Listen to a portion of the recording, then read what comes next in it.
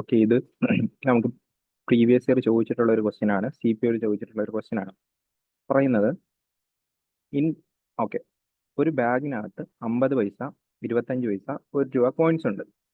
അതിന്റെ റേഷ്യോ 5:8:1 ആണ്. അങ്ങനെ ടോട്ടൽ പൈസ 55 രൂപയാണുള്ളത്. ടോട്ടൽ 55 രൂപയാണുള്ളത്. അങ്ങനെയാണെങ്കിൽ എത്ര 25 പൈസ ഉണ്ടെന്നാണ് ക്വസ്റ്റ്യനിൽ ചോദിച്ചിട്ടുള്ളത്. നമ്മൾക്ക് പറഞ്ഞിരിക്കുന്ന 50 പൈസ, 25 പൈസ, 1 രൂപ. ഇത് 5:8:1 എന്ന റേഷ്യോയിലാണ് പറഞ്ഞിരിക്കുന്നത്.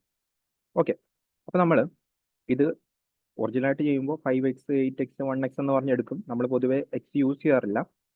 അപ്പോൾ 50 പൈസയുടെ 5 കോയിൻ. ഓക്കെ ഓക്കെ നമ്മൾ ആദ്യം ആ നമ്പർ തന്നെ എടുക്കുവാണ്. 50 പൈസേൻ്റെ 5 കോയിൻ ചേർന്ന് കഴിഞ്ഞാൽ എത്ര രൂപ കിട്ടും? 2.5 രൂപ കിട്ടും അല്ലേ? കാരണം 2 കോയിൻ ചേർന്ന് കഴിഞ്ഞാൽ മാത്രമേ 1 രൂപ ഉണ്ടാകുള്ളൂ 50 പൈസയുടെ. അതുപോലെ തന്നെ 25 പൈസയുടെ 8 കോയിൻ ചേർന്ന് കഴിഞ്ഞാൽ എത്ര ആവും? 4 ചേർന്ന് കഴിഞ്ഞാൽ 1 രൂപ കിട്ടും. അങ്ങനെയാണെങ്കിൽ 8 ചേർന്ന് കഴിഞ്ഞാൽ എത്ര രൂപ കിട്ടും? 2 രൂപ കിട്ടും. അതുപോലെ തന്നെ 1 രൂപയുടെ 1 കോയിൻ ചേർന്ന് കഴിഞ്ഞാൽ എത്ര രൂപ കിട്ടും? 1 രൂപ കിട്ടും. 1 രൂപ കിട്ടും. അപ്പോൾ ഇതെല്ലാം കൂടി കൂട്ടിക്കഴിയുമ്പോൾ നമുക്ക് എത്ര കിട്ടും? 5.5 എന്ന് പറഞ്ഞു കിട്ടും. അല്ലെങ്കിൽ 5.5x. ഇതിന് എക്സ് ആയിട്ട് എടുത്തു കഴിഞ്ഞാൽ 5.5x എന്ന് പറഞ്ഞു കിട്ടും. ആക്ച്വലി ഈ 5.5ന് കറസ്പോണ്ടിങ് ആയിട്ടാണ് ക്വസ്റ്റ്യനകത്ത് എന്ത് വന്നിരിക്കുന്നത്? 55 എന്ന് വന്നിരിക്കുന്നത്. അപ്പോൾ 1 യൂണിറ്റ് അല്ലെങ്കിൽ എക്സിന് കറസ്പോണ്ടിങ് ആയിട്ടുള്ള വാല്യൂ നമുക്ക് എത്ര കിട്ടും? 10 എന്ന് പറഞ്ഞു കിട്ടും.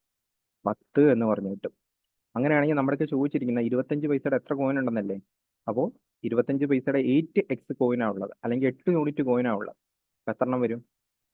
80 എന്ന് പറഞ്ഞു വരും. അപ്പോൾ ഇതായിരിക്കും ഇതിൻ്റെ ഫൈനൽ ആൻസർ ആയിട്ട് വരുന്നത്.